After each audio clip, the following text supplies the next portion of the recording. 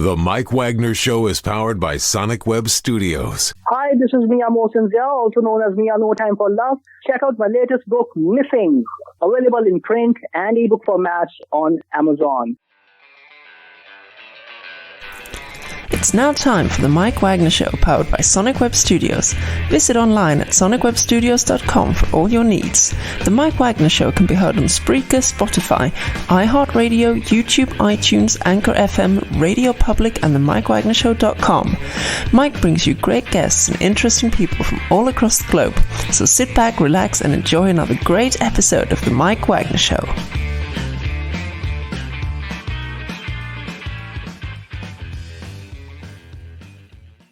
Hey everybody, it's Mike from the Mike Wagner Show, powered by Sonic Web Studios. Visit online at sonicwebstudios.com for all your needs. Looking at a professional website without breaking your budget, Sonic Web Studios is the answer. Sonic Web Studios offers fast, affordable custom web designs at below the competition way.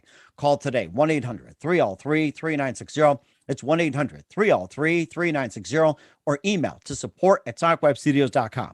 Mention the Mike Wagner Show, get 20% off your first project. Sonic Web Studios, take your image to the next level. Also, time to give official shout out to our official sponsor of the Mike Wagner Show, international warring author Mia Mosinzia.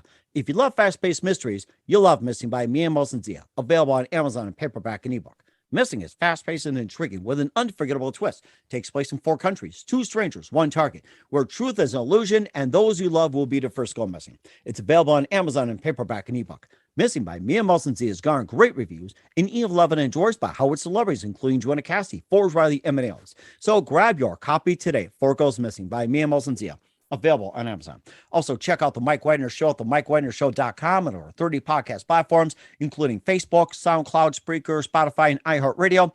Also, Anchor FM, iTunes, Google Play, Amazon, Audible, Apple Music, and coming soon to HamiltonRadio.net every Thursday night at 9, and also and other networks to follow as well. Take the Mike Wagner Show on any mobile device. Subscribe to the Mike Wagner Show on the YouTube channel.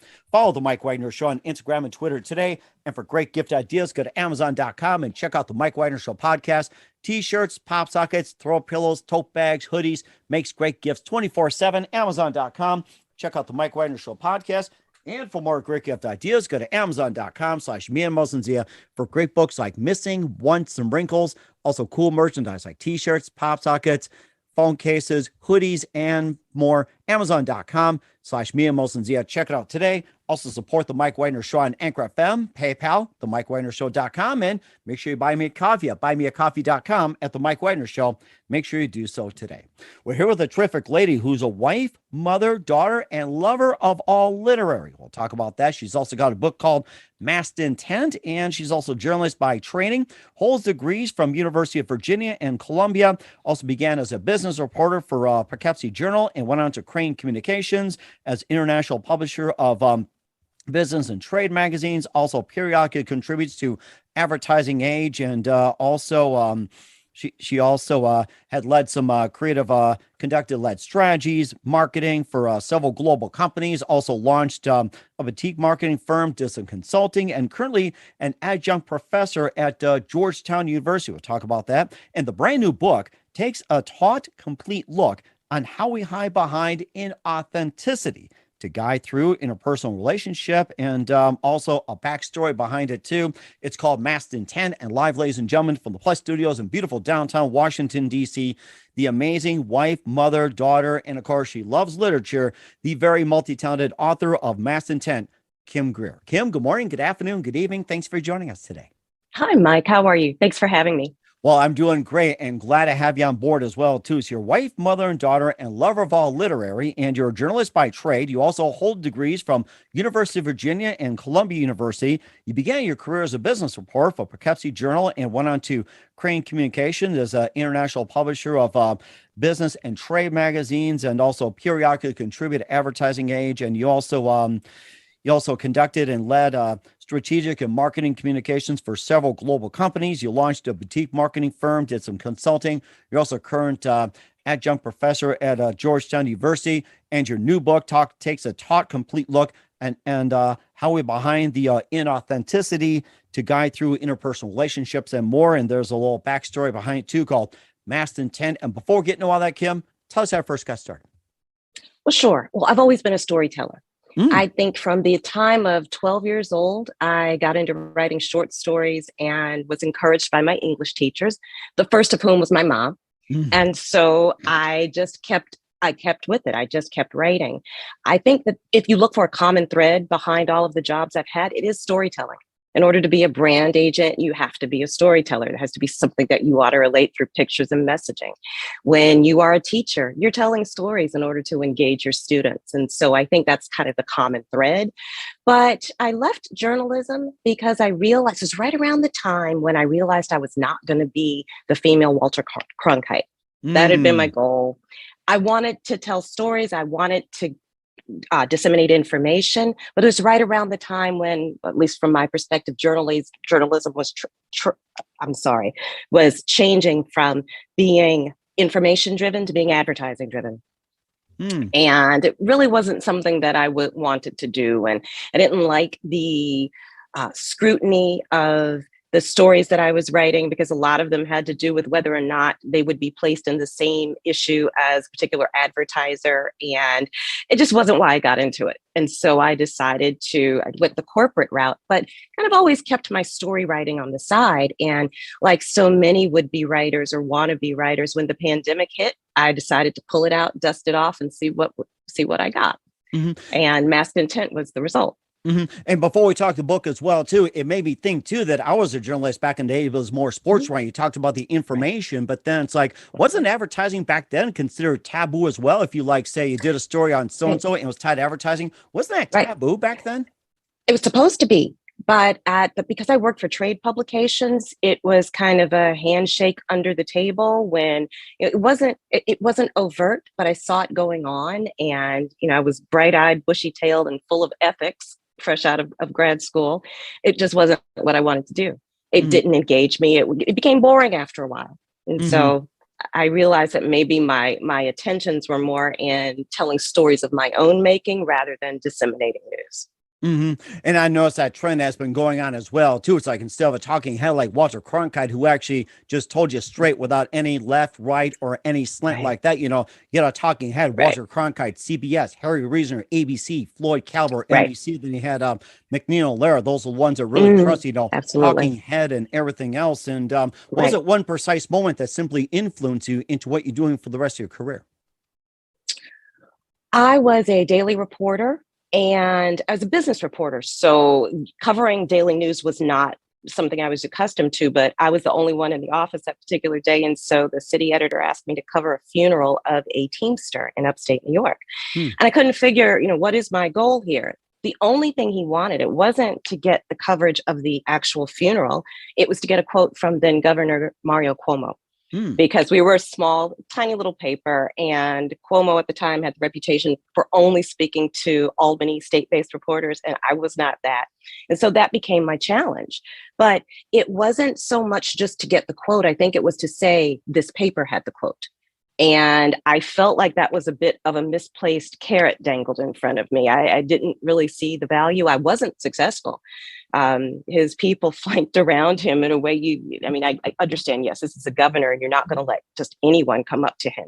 But I felt like it was just, a human shield blocking me. And it was a symbolic representation, but it also kind of hit me with, this is not what I came here to do. This is not news. This is something else. This is titillation or something. And the rest wasn't what attracted me to the craft at the time. And who are some of your favorite authors and writers, and especially journalists growing up? Oh, sure. I loved Walter Cronkite. I mentioned that. I loved Dan Rather, and I still love him to this day. But I also was very into fiction. And this is going to sound really weird. My favorite book of all time is Crime and Punishment. I love Dostoevsky. Yes, Crime and Punishment. That's a classic. I love Russian literature. I think it is dark. I think it is bleak, but I'm not going to say that you can see some of the influence of that in my writing, but I do take a while to tell my stories, a while to have them unfold, because my goal is to tell stories that impact society, that aren't just necessarily lighthearted reads, that are some sort of commentary and that contain messaging beyond the words on the page. And what about some of your other books as well, too? And what other genres that also influence you and interested in? Oh, sure. I love romance. I'm a romance junkie. And so Kennedy Ryan is a huge fan favorite of mine. She is an indie author. And so that's also another reason why I've kind of tried to pattern what I'm doing. I have some steps to take yet, but trying to pattern what I'm doing after her. I also enjoy Sierra Simone, and I enjoy gosh, who else? There's so many. Talia Hibbert. There's so many really, really great romance novelists. I used to be a mystery buff, so James Patterson, Mary Higgins Clark. But I think that, I'm not so much, I don't know that I have a talent for writing genre literature, so I read it, but I don't know that I would ever try my hand at that. Mm-hmm. And how about some of your favorite books as well, or novels, your other ones? Oh, sure. Go Tell It on the Mountain. Definitely. That was one of the early ones that my parents gave me by James Baldwin. And gosh, I read so many different things. Malcolm, this isn't a novel, the book, Malcolm Gladwell, The Tipping Point. I listened to that over and over again. You always get something different from that. Outliers. I mean, he's just a wonderful, wonderful writer. I was a huge New Yorker junkie. I caught that bug when I was in graduate school and haven't quite given it up. And so, yeah, I read wide, I read long, I read broad. The longer, the better. The more Russian literature in there, the better. Nabokov, everyone. Russian literature, you made me think about as well, too. I also think along the lines, that's an offshoot of Russian, which was going on at the time was Animal Farm. And I remember that back in the day where it's just like, how like the message was people abuse power, power abuses people, and was made to a cartoon like with pigs, horses, and everything else. And it looked cute and cuddly, but there was a serious message to it. That also happened in Russia as well, like the power struggle. Right, exactly. Another novel that comes to mind, Fahrenheit 451, Ray Bradbury. And, just a few months ago, we were talking about books that should be banned. And, that's the whole backdrop of that novel, about how books have been cast out of society because they're affecting our minds in a way that no one wants. We're burning books. And I kind of feel like we've gone back to that. So, I don't think that I'm a dystopian author, but I think that all of those dystopian themes definitely influence kind of some of my bearing as a writer and some of the thinking about what I want to do going forward. Mm-hmm. Which you talk about the banning of books and everything else. Which books you felt should have been banned? Which books you felt should have not been banned? You totally disagree with? I don't believe in book banning. I think agree. It was Isaac Asimov who said that any book worth being banned is worth being read.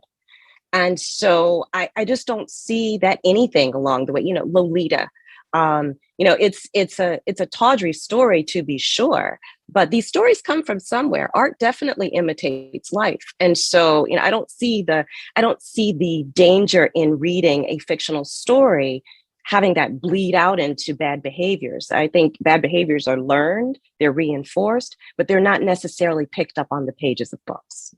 That's really interesting as well, too. And we'll talk about your book, Mass Intent, in just 1 minute. But first, to listen to the Mike Wagner Show at the MikeWagnerShow.com, powered by Sonic Web Studios. Visit online at SonicWebStudios.com for all your needs. Look at a professional website without breaking your budget. Sonic Web Studios is the answer. Sonic Web Studios offers fast, affordable custom web designs that blow the competition away. Call today, 1-800-303-3960. That's 1-800-303-3960. Or email to support@SonicWebStudios.com. Mention the Mike Wagner Show, get 20% off your first project. Sonic Web Studios, take your image to the next level. Also, time to give official shout out to our official sponsor of the Mike Wagner Show, international warring author Mia Molson-Zia. If you love fast-paced mysteries, you'll love Missing by Mia Molson-Zia, available on Amazon in paperback and ebook. Missing is fast-paced and intriguing with an unforgettable twist. It takes place in 4 countries, 2 strangers, 1 target, where truth is an illusion and those you love will be the first go missing. It's available on Amazon in paperback and ebook. Missing by Mia Molson-Zia has garnered great reviews and even loved and endorsed by Howard celebrities, including Joanna Cassidy, Forbes Riley, and many others. So grab your copy today, For It Goes Missing by Mia Molson-Zia, available on Amazon. Also, check out the Mike Wagner Show at the MikeWagnerShow.com on over 30 podcast platforms. Coming soon to HamiltonRadio.net every Thursday night at 9 Eastern. Take the Mike Wagner Show with you on any mobile device. Subscribe to the Mike Wagner Show on the YouTube channel. Follow the Mike Wagner Show on Instagram and Twitter today. For great gift ideas, go to Amazon.com and check out the Mike Wagner Show podcast. And for more great gift ideas, go to Amazon.com/Mia Molson-Zia for great books, merchandise, and more. Amazon.com/Mia Molson Zia. Check it out today. Also support the Mike Wagner Show on Anchor FM, PayPal, themikewagnershow.com. You can buy me a coffee at buymeacoffee.com at the Mike Wagner Show. Make sure you do so today. We're here with the amazing wife, mother, daughter, and lover of all things literary, Kim Greer, on the Mike Wagner Show. We'll talk about the book Mass Intent as well, too. And, of course, after you made the jump from journalism over as well, too, you also got involved with conducting strategic marketing communications for several global companies. You also launched a boutique marketing firm, consulting, and currently you're an adjunct professor at Georgetown University. You really know how to keep busy as an author. I do. Actually, I'm not with Georgetown anymore. You're not? Okay. All right. No, I'll put that down. Okay. Okay. However, I guess, again, storytelling is the common thread through all of these kind of positions, these travels that I take. I really enjoy the creative process. Branding is something that I truly enjoy. I enjoy also being an independent contractor. And so that's been a wonderful experience as well. But it's all been leading up to being a writer. I believe that's the crux of who I am. It's what I do. It's where I'll go. Mm-hmm. And of course, of all the professions you've been in, what would you say your favorite story would be if you were to sit down and write a story? Like you've been with Poughkeepsie Journal, like say Advertising Age, or say you're with Georgetown or anything like that. It's like, what would be your favorite story to write about? I was an advertising columnist in Cleveland with Crane's Cleveland Business. And wow. I loved the marketing column that I wrote every other week because it basically was an advertising gossip column. And you're too ethical about this. But it was, when I say gossip, it wasn't about, sordid things. It was about contracts coming and going, right?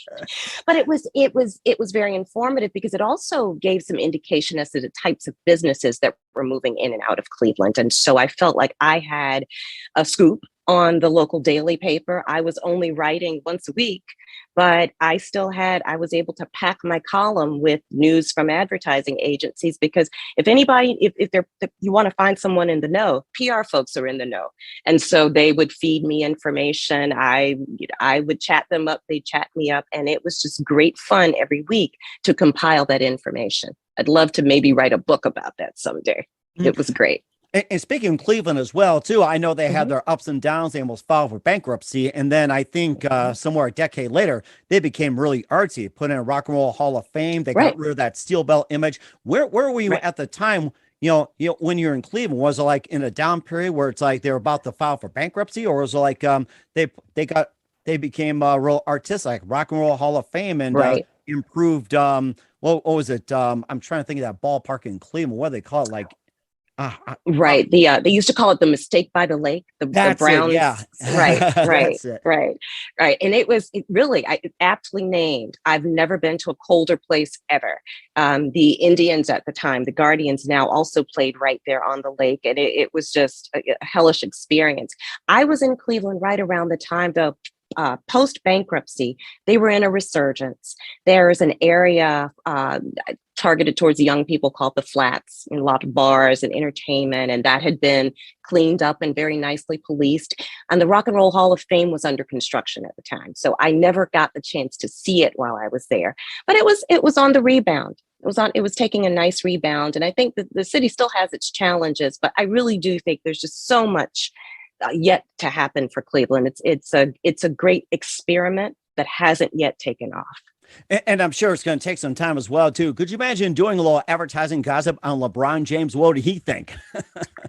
That was a big deal. When I was in Cleveland, LeBron James was he had just gotten drafted, and he was selecting his agent. And that became huge news because he did not select one of the big agents.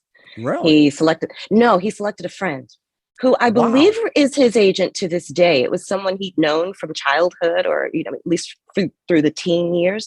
And his thinking was, I've trusted him this far. He's been with me. He was with me before I was famous. I trust him to handle me now that I am.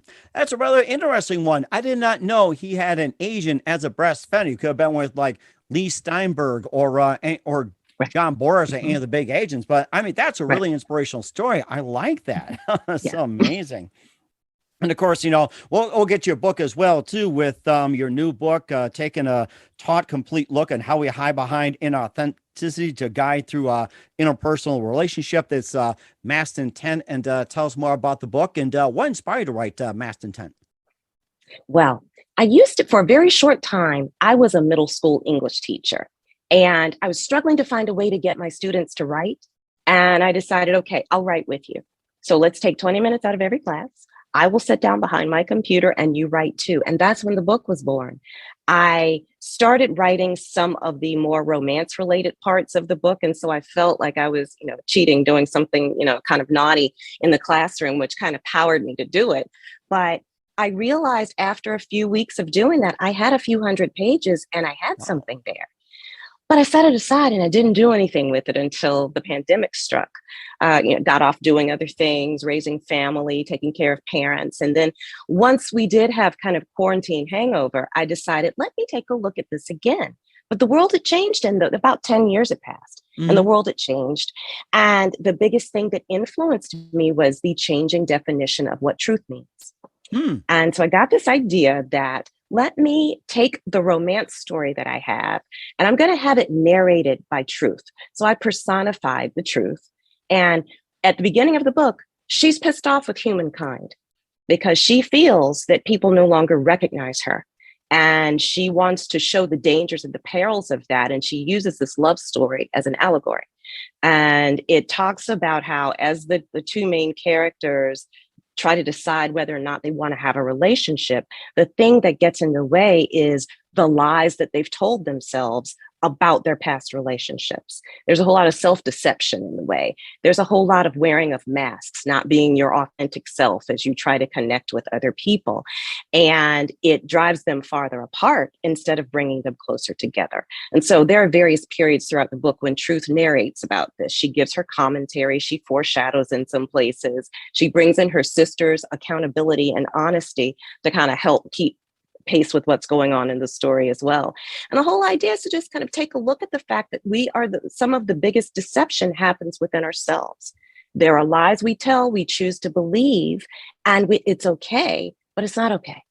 And that's what the book is taking a look at. And do you think social media also plays in this as well? Absolutely. 100%.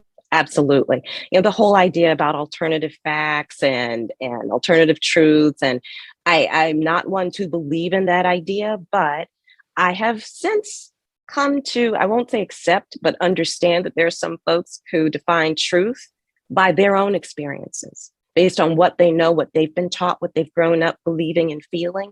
And the world at large may not be able to change that, but I don't think that it changes the definition of what truth is ultimately. Truth is immutable. And that's kind of one of the overall themes in the book. Truth, my personified narrator, says that. And I'll give a little bit of a spoiler. She's taunting influence. And so influence is going to have something to say in the coming sequel. So you got a sequel coming up. And then I do. And then you talked about writing a book like, some 10 years ago up until the pandemic when you decided to pull it out. What was truth considered back then 10 years ago compared to now?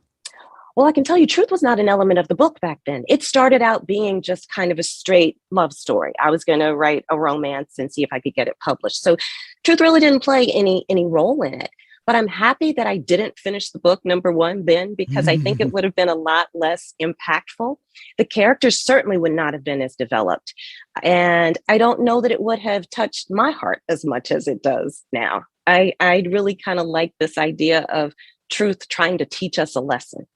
And in what way, how would that teach a lesson? Well, the book is called Masked Intent, and her premise is that we all wear masks because we don't like to live in our authentic skin. But that's dangerous because at the end of the day, you lose yourself. You lose yourself. You lose the benefit of honest, pure interactions with others. And it's no way to live in peace. It's no way to live in grace. But it is the way society is going, and we need to make a decision. Is that who we want? Is that the nation we want to be? Is that the world we want to be? Because that doesn't foster trust and camaraderie between people. It continues to pull us apart.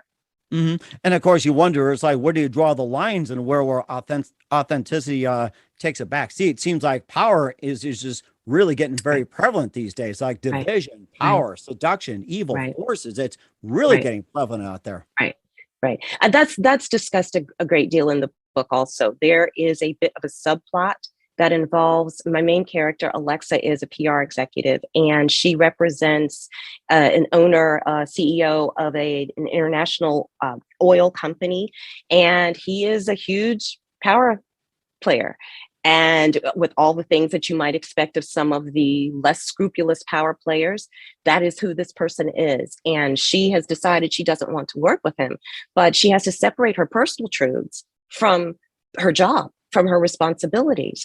And we take a look a bit at what a personal toll that takes, how we step outside ourselves in the name of earning money, building career, whatever the case might be. But she's not unscathed by that. And so we talk about, the power, the decadence. He is quite a bit of a charlatan. And so that's discussed as well. And Alexa ends up having to make a choice, this job or my life. And I won't give a spoiler, but she makes that decision, and the action moves on from there. And that's really interesting as well, too. And what do you want readers to get from the book? I want readers to take a look at themselves, and in a 24-hour period, how often are you honest with yourself? When you look in the mirror, can you honestly say that I've been this authentic representation of myself today, or I've been my avatar?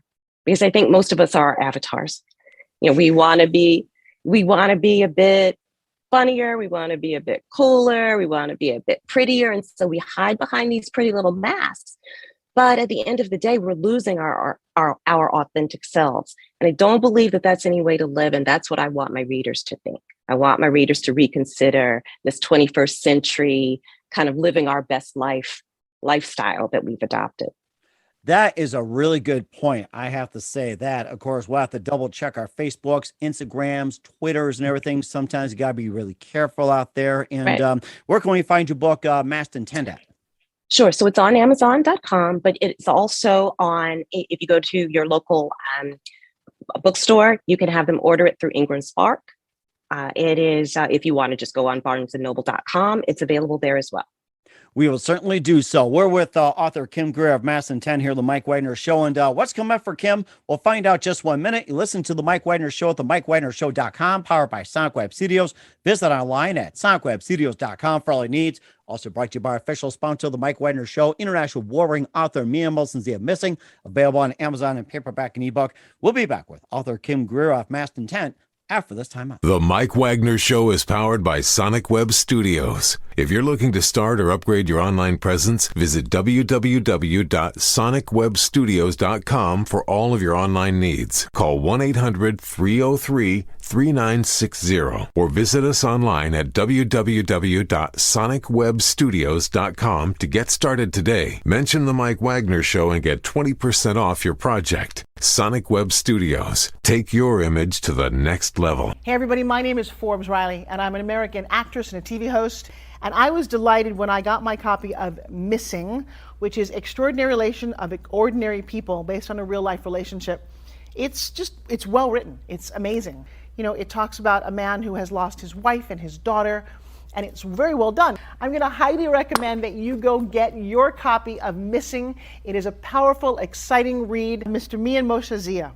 He is the author of Missing. And I want to give a big shout out and a kiss all the way halfway around the world to my dear friend. Check him out at Mia's website. It's called www.miamotionzea.com. Missing, available on Amazon. Again, I'm Forbes Riley, and I will see you again soon. Bye-bye.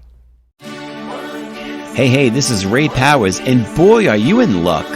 Right place, right time. Tuned in to the Mike Wagner Show. You heard me. We're back with author Kim Greer of Masked Intent here on the Mike Wagner Show. She's also wife, mother, daughter, lover of all literary, and talked about her amazing career in journalism, side projects, and everything else in the corporate world, and her book, Masked Intent. Also, a few more things, Kim. You've been amazing. And what else can we expect from you in 2022 and beyond? So I'm working on the sequel to Masked Intent. It's called Intents and Purposes. And as I teased a little bit earlier, Influence becomes our narrator. And so she and Truth are going to have it out a little bit.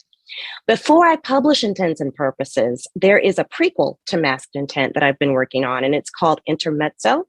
It is a collection of short stories that give the origin stories of some of the key players in Masked Intent. And I think it'll be a nice bridge between the first book and its sequel. Oh, I'm certainly looking forward to it. That'd be so great. Walter's not involved. and just a couple of things. Who do you consider biggest influence in your career? My mom, bless her. My mom she taught me to read very early. She taught me to write and always encouraged me to chase my dreams. And I really wish she was here today to see this, but I have a feeling somewhere she's looking down and smiling. And I'm sure she is as well, too, and saying, well done. And what's the best advice you can give to anybody at this point? Whatever your dream is, go after it. Life is too short not to. Oh, that is really well put. I got to say that. Just like a journalist, straight and to the point. That's so amazing. That's it. Once again, with author and journalist Kim Greer here on the Mike Wagner Show. And Kim, a very big thank you for your time. You've been absolutely fantastic. Looking forward to having you again soon. Make sure you keep us up to date. Keep in touch. We'd love to have you back. And once again, tell us about your upcoming projects. What's your website? How do people contact? Where can people purchase or check out your book, Sure. Masked Intent? Sure. So you can visit my website, kimgreerwrites.com. If you'd like to email me, it's kim@kimgreerwrites.com. You can find me on Twitter at Words and Muses. That's WORDSANDMUSES. And I'm on Facebook, facebook.com/KimGreerWrites. We will certainly check those out. Once again, Kim, a very big thank you for your time. You've been absolutely amazing. Looking forward to having you soon. Thank you, Mike. Make sure you keep us up to date. Keep in touch. We'll have you back. We wish you all best. You've got a great future ahead of you. Thanks so much, Mike. The Mike Wagner Show is powered by Sonic Web Studios. If you're looking to start or upgrade your online presence, visit www.sonicwebstudios.com for all of your online needs. Call 1-800-303-3960 or visit us online at www.sonicwebstudios.com to get started today. Mention the Mike Wagner Show and get 20% off your project. Sonic Web Studios. Take your image to the next level. Hey everybody, my name is Forbes Riley, and I'm an American actress and a TV host. And I was delighted when I got my copy of Missing, which is Extraordinary Relation of Ordinary People based on a real life relationship. It's well written. It's amazing. You know, it talks about a man who has lost his wife and his daughter, and it's very well done. I'm going to highly recommend that you go get your copy of Missing. It is a powerful, exciting read. Mr. Mian Moshe Zia. He is the author of Missing. And I want to give a big shout out and a kiss all the way halfway around the world to my dear friend. Check him out at Mia's website. It's called www.miamoshenzea.com. Missing, available on Amazon. Again, I'm Forbes Riley, and I will see you again soon. Bye-bye. Thanks for listening to the Mike Wagner Show, powered by Sonic Web Studios. Visit online at sonicwebstudios.com for all your needs. The Mike Wagner Show can be heard on Spreaker, Spotify, iHeartRadio, iTunes, YouTube, Anchor FM, Radio Public, and themikewagnershow.com. Please support our program with your donations at themikewagnershow.com. Join us again next time for another great episode of The Mike Wagner Show.